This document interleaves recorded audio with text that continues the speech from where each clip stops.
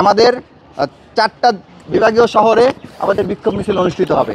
প্রথমত ঢাকায়, দ্বিতীয়ত চট্টগ্রামে, তৃতীয়ত বরিশাল এবং চতুর্থত সিলেট।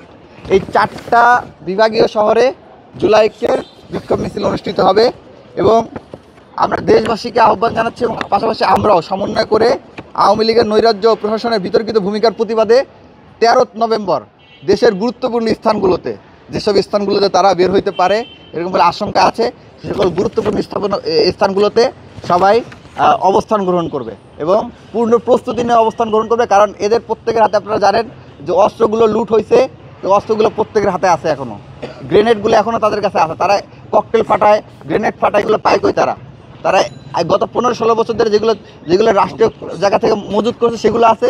পাশাপাশি জুলাই অভ্যুত্থানের সময় যেই অস্ত্রাগারগুলো লুট করছে সেই অস্ত্রগুলো এখনও তাদের হাতে আছে। তো সুতরাং তাদের হাতে যদি অস্ত্র থাকে, আমরা একবারে বিনা প্রস্তুতিতে বসলে হবে না, আমাদের প্রত্যেককে পূর্ণ প্রস্তুতি নিয়ে অবস্থান নিতে হবে। আমাদের এই দুটো কর্মসূচি এবং পাশাপাশি আমরা আরেকটা বিষয়ে আহ্বান জানাচ্ছি গভর্নমেন্টের প্রতি।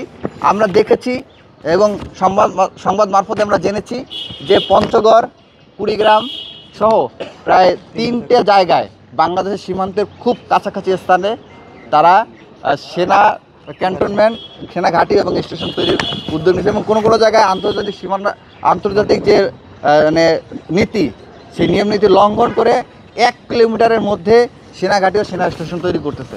তো সেই ক্ষেত্রে আমরা বাংলাদেশ গভর্নমেন্টের প্রতি আহ্বান জানাবো, এই নত জানে পররাষ্ট্র নীতির দিন বহুত আগে শেষ হয়ে গেছে, ওই দিন শেষ হয়ে গেছে। কেউ ধমকাবে চমকাবে, তাদেরকে আগেই পিছনে রাস্তা দেখাই দিতে হবে। পররাষ্ট্রমন্ত্রীকে, পররাষ্ট্র উপদেষ্টাকে, পররাষ্ট্র দপ্তরকে কথা বলতে হবে ভারতের চোখে চোখ রেখে জবাব দিতে হবে তারা কোন সাহসে এই ধরনের বাংলাদেশের নিরাপত্তার জন্য হুমকি, এই ধরনের পদক্ষেপ তারা গ্রহণ করলো। এই বিষয়ে বাংলাদেশ সরকারকে তার অবস্থান স্পষ্ট করতে হবে, পাশাপাশি ভারতকে প্রেশার ক্রিয়েট করতে হবে। আর সর্বশেষ হচ্ছে বাংলাদেশের নিরাপত্তা ব্যবস্থা করার ক্ষেত্রে, ডিফেন্স সিস্টেম বৃদ্ধি করার ক্ষেত্রে, শক্তিশালী করার ক্ষেত্রে পদক্ষেপ গ্রহণ করতে এবং এই সকল স্থানগুলোতে বাংলাদেশের সীমান্তবর্তী স্থানে বাংলাদেশকেও তাদের সেনা ঘাঁটি এবং সেনা ক্যাম্পগুলো আরও শক্তিশালী করতে হবে।